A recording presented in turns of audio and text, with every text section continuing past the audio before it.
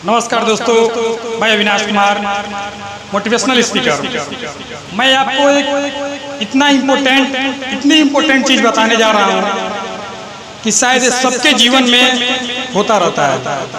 कोई भी आदमी, समझ ले कोई भी आदमी अपनी वैल्यू, अपनी लेवल समझने में इतना देर क्यों लगा देता है, इतना टाइम क्यों लगाता है, इतना समय क्यों लगाता है। हर इंसान की एक अपनी वैल्यू होती है, एक लेवल होती है, एक स्टैंडर्ड होती है, लेकिन फिर भी वो आदमी समझ नहीं पाता है। अगर समझता भी है तो किस एंगल से समझता है, किस माध्यम से समझता है, किसके द्वारा समझता है। अगर वो बीच में कोई नई डिवाइस से जुड़ता है तो उसको टाइम जरूर लगता है। इससे जुड़ी आपको मैं एक हकीकत कहानी बताने जा रहा हूँ। ये चीज एकदम हकीकत है। एक लड़का था, वो काफी परेशान, काफी दुखी होकर अपने घर में बैठा था। उसको भी यूं लग रहा था कि अब मुझसे कुछ होगा नहीं, अब मुझसे कुछ होगा ही नहीं। इतना परेशान था, इतना दुखी था कि वो जाकर घर में बैठा था। लड़के के पिता ने उसको समझाया कि तुम अपने आप में एक डायमंड है, एक हीरा है। अपने आप को तुम जितना तराशोगे उतना तुम्हारे अंदर निखार आएगा। फिर भी लड़के को कुछ समझ नहीं आ रहा था कि मैं अब करूँ तो क्या करूँ। लड़के के पिता ने सोचे कि फिर इसको कैसे समझाया जाए। लड़का समझ नहीं पा रहा है, बहुत उदास है, बहुत दुखी है। फिर लड़के के पिता ने उसको एक अपने अलमारी से घड़ी दी और बोले, बेटा तुम जाओ और इस घड़ी का मार्केट से प्राइस रेट लगा कर आओ, दाम लगा कर आओ। लड़का जाता है मार्केट में, और वो भी लड़का जाता है घड़ी की दुकान पे जाता है और उसकी दाम लगाता है, उसकी रेट लगाता है। घड़ी वाला बोलता है इसकी 2000 यानी 2000 रुपए इसका कीमत है। फिर लड़का वापस घर पे आता है और अपने फादर्स को बोलता है कि घड़ी वाले ने इसका कीमत, इसका वैल्यू 2000 यानी 2000 रुपए लगाया है, 2000 रुपए लगाया है। लड़के के पिता ने बोले ठीक है, इसकी प्राइस, तुम गया घड़ी के दुकान पे गया, ये घड़ी है, घड़ी वाले ने 2000 रुपए लगाया।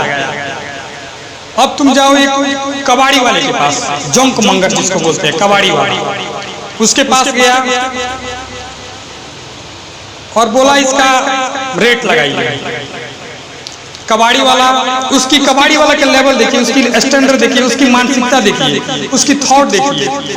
वो तो है कबाड़ी वाला, उसके नजर में, कबाड़ी वाले की नजर हर एक वस्तु कबाड़ नजर में आती है, वेस्ट मटेरियल नजर आती है, क्योंकि वो वेस्ट मटेरियल खरीदता है, वो तो है कबाड़ी वाला इसके लिए।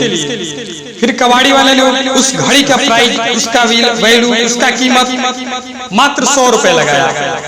लड़का थोड़ा वहां सोचने लगा कि घड़ी वही, वस्तु वही, घड़ी वाले ने 2000 रुपए दिया और एक कबाड़ी वाले ने 100 रुपए दिया।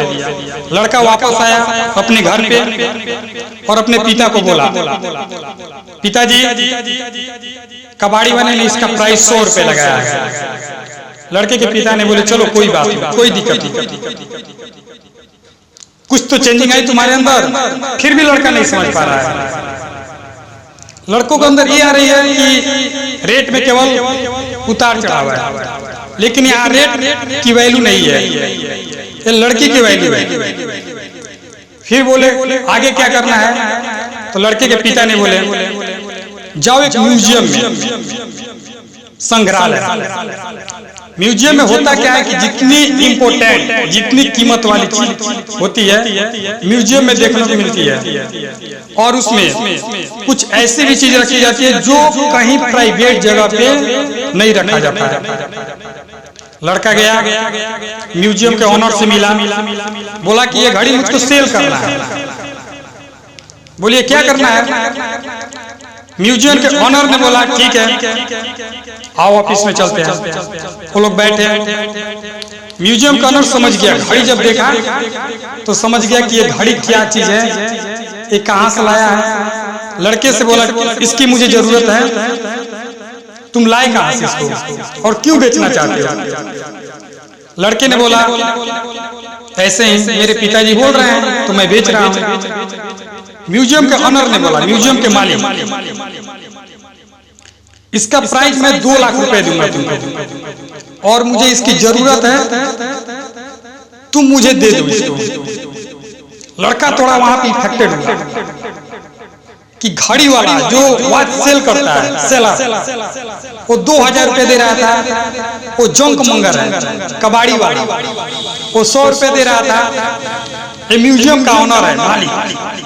यहाँ लोग आते हैं, अपनी पैसा देते हैं, फिर म्यूजियम को विजिट करते हैं। ये इसका 2 लाख रुपए प्राइस बता रहा है। थोड़ा सोचा कुछ तो है। लड़के बोला ठीक है। जाते जाते म्यूजियम के ऑनर ने बोला मैं तुम्हारा वेट करूंगा और मुझे इसकी जरूरत है, इस वॉच की मुझे जरूरत है। जब लड़के ने सुना कि इसकी जरूरत है, लड़का थोड़ा वहां पे सोचने लगा। ये बोल रहा है मुझे जरूरत है। लड़का बोला ठीक है, मैं जाता हूँ अपने पिताजी को लेकर आता हूँ और आपको दे दूंगा। आया और अपने पिता को बोला पिताजी म्यूजियम के ऑनर ने इसका 2 लाख रुपए प्राइस बताया है। लड़के के पिता ने बोले लड़के से तुमको कुछ यहाँ अंतर दिखाई दिया? तुम 3 स्टेप पार किया। फर्स्ट वॉच सेलर के पास गया, उसने 2000 रुपए लगाया। सेकेंड जंक मंगर कबाड़ी वाला, उसने मात्र 100 रुपए लगाया। अब देखो सबसे बड़ा जो म्यूजियम है, म्यूजियम के ऑनर, संग्रहालय, उसका ऑनर ने इसका प्राइस 2 लाख रुपए लगाया। आखिर क्यों? क्योंकि उसकी जो वैल्यू है, उसकी स्टैंडर्ड है, उसकी जो पहचान करने की कैपेसिटी है, वो अपने पहचान किया कि ये घड़ी है क्या चीज। बेटा यही तुमको मैं समझाना चाहता हूं। आप लोग ध्यान दीजिएगा जितने भी यहाँ पे लोग हैं। लड़के के पिता ने बोले बेटा मैं तुमको यही समझाना चाहता हूं कि तुम एक हीरा हो, तुम एक डायमंड हो। अपने आप को जितना तराशोगे उतना तुम्हारे अंदर निखार आएगी। जितने बड़े सोसाइटी में जाओगे, जितने बड़े लेवल के लोगों के पास जाओगे, उतनी तुम्हारी वैल्यू बढ़ेगी।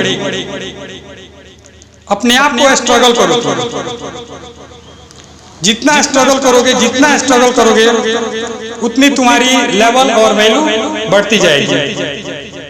और अपनी जितनी थॉट, जितनी सोच नीचे रखेंगे, उतनी हमारी लेवल और वैल्यू दोनों नीचे आती जाएगी। घड़ी वाले की सोच, जंक मंगर यानी कबाड़ी वाले की सोच और म्यूजियम वाले की सोच की अंतर है। और सोच से बड़ी चीज है यहाँ तराशने की और परखने की, कौन किसको क्या चीज किस नजर से देखता है। सबसे बड़ी ये चीज है। कोई भी चीज उसकी अगर वैल्यू समझी जाए तो उसकी बहुत बड़ी वैल्यू होती है। अगर उसकी वैल्यू ना समझी जाए तो उसकी वैल्यू आपकी नजर में 0 होती है। इसके लिए अपने आप को कभी भी कम मत समझो और कभी भी उदास मत बैठो। कोई भी चीज छोटी नहीं होती है और बड़ी नहीं होती है। जैसे कहा जाता है कि लहरों की डर से नौका पार नहीं होती, लहरों की डर से नौका पार नहीं होती, और कोशिश करने वालों की कभी हार नहीं होती।